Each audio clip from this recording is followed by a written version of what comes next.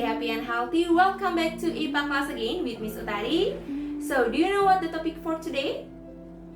Yes, we are going to learn about sistem pernafasan pada hewan. Jadi kita sudah masuk ke tema 2, subtema 1. Sudahkah kalian siap untuk belajar dengan Miss Utari? Sudah? Mari kita simak video penjelasan berikut ini. Nah, hari ini kita akan belajar tentang tema 2, subtema 1, sistem pernafasan pada hewan. Adapun tujuan pembelajaran kita hari ini, 1. Mengetahui pengertian dan tujuan bernafas, 2. Mengetahui sistem pernafasan pada hewan. Apakah kalian tahu apa itu pernafasan? Tahukah kalian tujuan kita bernafas? Belum tahu? Mari kita simak. Jadi, pengertian pernafasan merupakan proses menghirup gas oksigen atau O2 dan menghembuskan gas karbon dioksida atau CO2. Hal ini berlaku untuk hewan dan manusia ya kids. Dan kemudian tujuan kita bernafas adalah untuk memperoleh energi.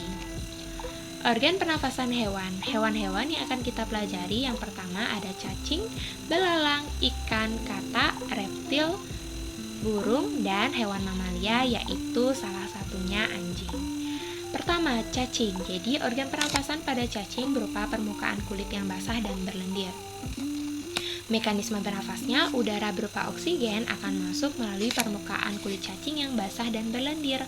Kemudian, oksigen diedarkan oleh darah ke seluruh tubuh cacing. Pada saat oksigen diedarkan ke seluruh tubuh cacing, karbon dioksida akan keluar dari permukaan kulit cacing. Jadi prosesnya jika oksigennya masuk ke dalam tubuh cacing terjadilah suatu pertukaran sehingga karbon dioksida akan dikeluarkan.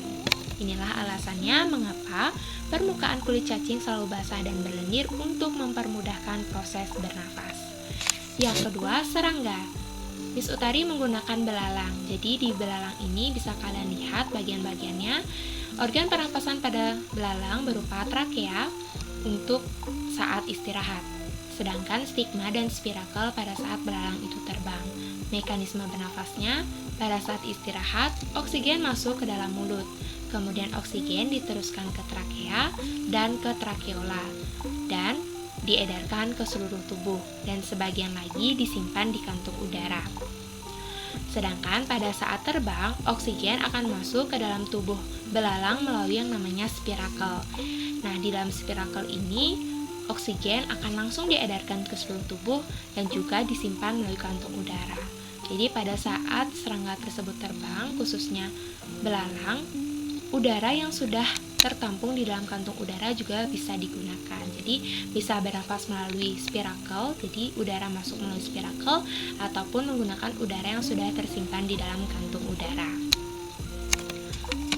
Kemudian selanjutnya ada ikan. Ikan ini adalah golongan Pisces, memiliki organ pernafasan berupa insang dan bernafas. Mekanismenya, 1. Oksigen masuk ke dalam mulut, jadi mulutnya terbuka, oksigen masuk bersama dengan air ya kids.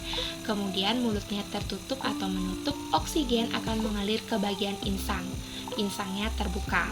Nah, pada saat insang terbuka, oksigen diikat oleh sel darah merah dan karbon dioksida dilepas, sehingga terjadilah pertukaran oksigen dan karbon dioksida. Secara singkatnya, air bersama dengan oksigen masuk melalui mulut ikan terbuka dan insangnya tertutup. Ketika mulutnya tertutup, air bersama dengan oksigen sudah masuk ke dalam tubuh ikan.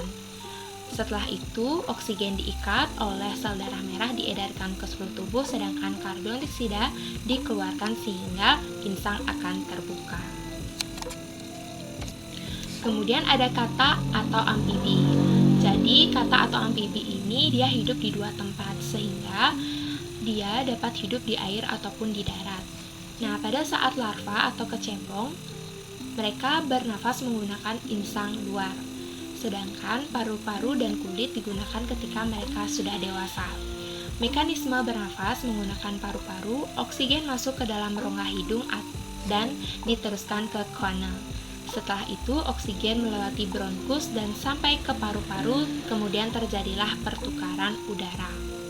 Jadi bisa kalian lihat di gambar ini, jadi mulutnya ini ada bagian mulut dan ada bagian nostril atau lubang hidung. Jadi udara akan masuk melalui rongga hidung, kemudian diteruskan ke koana. Jadi ini bagian koana ya kids ya, hampir sama seperti ini yang di atas. Kemudian dibawalah ke bagian paru-paru, di sini terjadi suatu pertukaran. Gambar ini juga sama. Sedangkan pada saat larva atau kecebong, dia akan bernafas menggunakan insang luar. Kemudian ketika kata itu bernafas menggunakan kulit, udara masuk secara difusi melalui kulit. Kemudian udara masuk ke dalam paru-paru dan terjadilah pertukaran udara. Oke. Lanjut kadal. Nah, di sini kadal itu merupakan salah satu contoh dari reptilia. Masih banyak sekali contoh-contoh reptilia seperti ular, seperti ada buaya. Nah, di sini Miss Utari menggunakan kadal dan ular. Nah, jadi organ pernapasannya berupa paru-paru, mekanisme bernafasnya oksigen masuk ke dalam rongga hidung, diteruskan ke trakea, kemudian oksigen masuk ke dalam paru-paru. Di dalam paru-paru terjadilah pertukaran oksigen dan karbon dioksida. Oksigen itu akan diedarkan ke seluruh tubuh, sedangkan karbon dioksida akan dihembuskan keluar tubuh. Kemudian ada burung atau aves. Burung itu memiliki organ pernafasan. Pertama ada paru-paru, yang kedua ada pundi-pundi udara atau kantung udara. Paru-paru digunakan pada saat beristirahat atau hinggap, dan pundi-pundi udara digunakan pada saat terbang. Mekanisme bernafasnya saat beristirahat atau ketika burung sedang hinggap seperti di gambar ini ya kids. Jadi oksigen masuk ke dalam rongga hidung, kemudian diteruskan ke dalam trakea, kemudian oksigen masuk ke dalam paru-paru dan sebagian masuk ke dalam pundi-pundi udara. Jadi bisa diperhatikan di gambar. Ketika burung itu memasukkan oksigen melalui lubang hidung, oksigen akan melalui trakea dan masuk ke dalam paru-paru. Ini paru-paru ya kids ya. Dan sebagian lagi karena di sini ada saluran, nah di sini bercabang ya kids ya. Sebagian juga akan dimasukkan ke dalam pundi-pundi udara. Nah, di dalam paru-paru inilah terjadi pertukaran oksigen dan karbon dioksida. Sedangkan pada saat terbang, burung itu bernafas menggunakan cadangan udara yang ada di pundi-pundi udara. Karena ketika burung terbang, dia tidak menghirup udara melalui lubang hidungnya, tetapi menggunakan cadangan udara yang ada di pundi-pundi udara. Kemudian, selanjutnya, yang terakhir ada hewan mamalia, contohnya adalah anjing. Jadi, mereka bernafas menggunakan paru-paru. Mekanisme bernafasnya oksigen masuk ke dalam rongga hidung, kemudian diteruskan ke tenggorokan atau trakea, dan oksigen akan masuk ke dalam paru-paru. Nah, di paru-paru inilah terjadi pertukaran oksigen dan karbon dioksida. Bisa kalian lihat ada bagian hidung, tempat masuknya udara, kemudian diteruskan ke trakea atau tenggorokan, dan berakhir di paru-paru. Di dalam paru-paru terjadi pertukaran oksigen dan karbon dioksida. Bagaimana kids? Cukup jelas ya? Nah, itu dia tadi penjelasan dari Miss Utari. Jika kalian memiliki suatu pertanyaan yang berhubungan dengan sistem pernafasan pada hewan, kalian bisa tanyakan ke Miss Utari melalui virtual class ataupun bisa komentar di kelas Miss Utari. Terima kasih, see you on my virtual class. Bye-bye.